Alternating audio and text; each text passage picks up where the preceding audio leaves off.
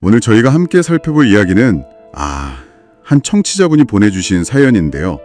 굉장히 개인적이면서도 좀 충격적인 배신에 관한 이야기입니다. 네, 저도 읽어봤는데 참 마음이 복잡해지더라고요. 그렇죠. 10년지기 친구, 정말 가족 같다고 믿었던 친구하고 또 전 남편에게 동시에 깊은 상처를 받으신 그런 내용이에요. 맞아요. 믿었던 사람들에게서 온 배신이라 더 크게 다가오는 것 같습니다. 네, 핵심을 먼저 좀 말씀드리면 주인공이 세상에 정말 둘도 없을 거라고 믿었던 10년지기 친구가 있었는데 그 친구에게 큰 돈, 그러니까 수천만 원을 빌려줬어요. 네, 3천만 원이었죠? 맞아요, 3천만 원. 그런데 얼마 안 있어서 그 친구가 그 돈으로 주인공의 전 남편과 결혼을 한다는 그런 소식을 접하게 된 거죠. 정말 듣기만 해도 좀 숨이 막히는 상황인데요. 네, 그래서 이 복잡하게 얽힌 감정들 또 사건들을 한번 저희가 차근차근 따라가 보려고 합니다. 주인공 입장에서 어떤 심정이었을지 한번 같이 느껴보시죠. 좋습니다. 우선 주인공에게는 고등학교 때부터니까 10년이 넘었죠. 10년 넘게 알고 지낸 정말 속 깊고 따뜻한 친구가 있었대요. 늘 자기 편이라고 생각했던 그런 친구요. 네, 그런 존재가 있다는 것만으로도 사실 큰 힘이 되잖아요. 그렇죠. 그런데 어느 날 그 친구한테 전화가 온 거예요. 막 울면서 동거하던 남자가 큰 빚만 남기고 자기를 버리고 도망갔다고 너무 절박하게 얘기를 하더랍니다. 심지어 죽고 싶다는 말까지 했다고 하고요. 아이고, 정말 힘든 상황이었겠네요. 그 친구분도. 네, 그러니까 주인공은 마음이 너무 아파서 망설일 겨루도 없이 바로 적금을 깼다고 해요. 그래서 3천만 원을 빌려준 거죠. 큰 돈인데 정말 쉽지 않은 결정이었을 텐데요. 맞아요. 근데 친구가 막 눈물 흘리면서 이 은혜 꼭 갚겠다. 넌 내 인생의 유일한 사람이다. 막 이러면서 너무 고마워하니까 주인공은 오히려 자기가 친구를 도울 수 있어서 뿌듯했다. 이렇게까지 생각했대요. 그 당시에는 정말 선이었던 거네요. 그렇죠. 그런데 그 무렵에요.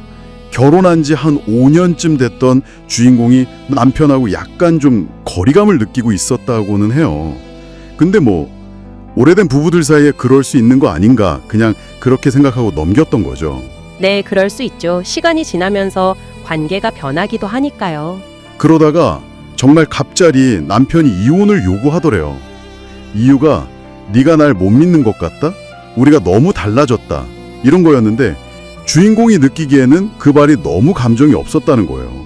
꼭 준비된 말처럼 그냥 정리된 말처럼 들렸다고 합니다. 여기서 그 지점이 좀 흥미로운데요. 이혼 요구의 시점이나 그 방식이요. 남편이 제시한 이유가 뭔가 표면적이고 감정이 빠진 듯한 느낌? 나중에 밝혀질 사실들을 생각해보면 이 정리된 듯한 태도가 좀 의미심장하게 느껴집니다. 네, 맞아요. 뭔가 다른 일이 이미 진행되고 있었던 건 아닌가 그런 의심이 들게 하는 대목이죠. 그렇죠. 어쩌면 이게 다 계획의 일부였을 수도 있다는 생각까지 들게 만드는 그런 부분인 것 같아요. 그래서 이혼 후에 주인공은 당연히 너무 힘들고 멍한 상태였는데 그래도 내 곁엔 그 친구는 있잖아 이렇게 생각했대요. 위안을 삼았던 거죠. 네, 그 친구만큼은 의지가 됐겠죠. 근데 그 친구가 직장을 옮겨서 너무 바쁘다 이러면서 연락이 점점 뜸해지긴 했대요. 그래도 간간히 메시지는 남기고 그랬다는데 뭔가 좀 이상한 낌새가 느껴지긴 하네요. 그러던 어느 날 정말 예상치 못했던 거죠. 청첩장 한 통이 집으로 온 거예요. 청첩장이요? 누구? 그냥 무심코 봉투를 뜯었는데 거기에 신랑 이름에 얼마 전에 이혼했던 전 남편 이름 김현우 이 이름이 적혀 있고 신부 이름에는 설마. 네, 바로 그 친구 돈 빌려갔던 그 친구 조지연 그 이름이 나란히 적혀 있었다는 겁니다. 와, 세상에 이건 정말. 주인공 말로는 정말 심장이 멎는 것 같았고 머릿속에서 뭔가 웅웅 울리는 소리가 들리고 손끝까지 다 저려왔다고 그때 충격을 그렇게 표현하더라고요. 그 심정은 정말 상상하기조차 어렵네요. 이게 어떻게. 그렇죠. 여기서 이야기가 정말 상상도 못한 방향으로 흘러가 버린 거죠. 그래서 며칠 동안 멍하니 있다가 친구한테 전화를 걸었대요. 확인을 해야 하니까. 네, 그래서 뭐라고 하던가요, 그 친구는? 근데 친구가 너무 아무렇지 않게 전화를 받더랍니다. 그러면서 하는 말이 심지어 약간 웃음기까지 섞어서 이랬대요. 너 알게 됐구나. 근데 미안하게 됐네.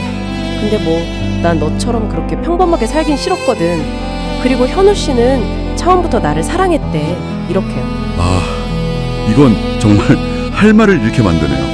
미안하다는 말 뒤에 붙은 말들이. 그렇죠. 너무 태연하고 심지어 약간 조롱하는 듯한 느낌까지 주니까요. 네. 이걸 좀 더 큰 틀에서 보면 이건 단순하게 돈을 떼었다 혹은 뭐 남자친구를 빼앗겼다 이런 차원의 문제가 아닌 것 같아요. 이건 정말 인간관계, 신뢰 그 자체를 그냥 근본적으로 파괴해버린 사건이잖아요. 맞아요. 특히 그 친구의 반응, 그 태연함이나 변명 같은 것들을 보면 어떤 계획성이 있었던 건 아닌가? 죄책감은 전혀 없는 건가? 이런 생각까지 들게 만들어요. 정말 충격적입니다. 네. 게다가 빌려간 그 3천만 원이 어쩌면 이 두 사람의 어떤 새로운 시작, 결혼 자금 같은 걸로 쓰였을 수도 있겠다는 생각까지 미치면 정말 배신감이 이루 말할 수 없겠죠. 그렇습니다. 그 가능성까지 생각하면 이건 뭐랄까? 관계의 도구화라고 해야 할까요? 사람을 그리고 그 사람의 선의를 자신의 목적 달성을 위한 수단으로만 본 것 같은 그런 모습까지 보여주는 것 같아서 더 씁쓸합니다. 네. 결국 주인공은 이 일로 돈도 잃고 사람에 대한 믿음도 완전히 잃어버렸다고 그렇게 고백하고 있습니다. 10년 우정, 선의로 건넨 도움, 갑작스러운 이혼, 그리고 이 모든 걸 비웃기라도 하듯 벌어진 친구와 전 남편의 결혼. 정말 한 사람이 감당하기에는 너무 버거운 일들이 짧은 시간 안에 일어난 거죠. 맞아요. 이 사연은 우리 모두에게 참 불편하지만 동시에 아주 중요한 질문을 던지고 있다고 생각해요. 어떤 질문일까요? 만약 당신이라면, 네, 지금 듣고 계신 당신이라면 이런 상황에 처했을 때 과연 그 친구를 혹은 전 배우자를 용서할 수 있을까? 용서라는 걸 생각이나 할 수 있을까? 어디까지가 이해의 범위이고 또 어디서 우리는 단호하게 선을 그어야 하는 걸까? 한 번 깨진 신뢰는 과연 회복될 수 있는 걸까? 이런 근본적인 질문들이죠. 그러네요. 쉽게 답을 내릴 수 없는 질문인 것 같습니다. 네, 그렇죠.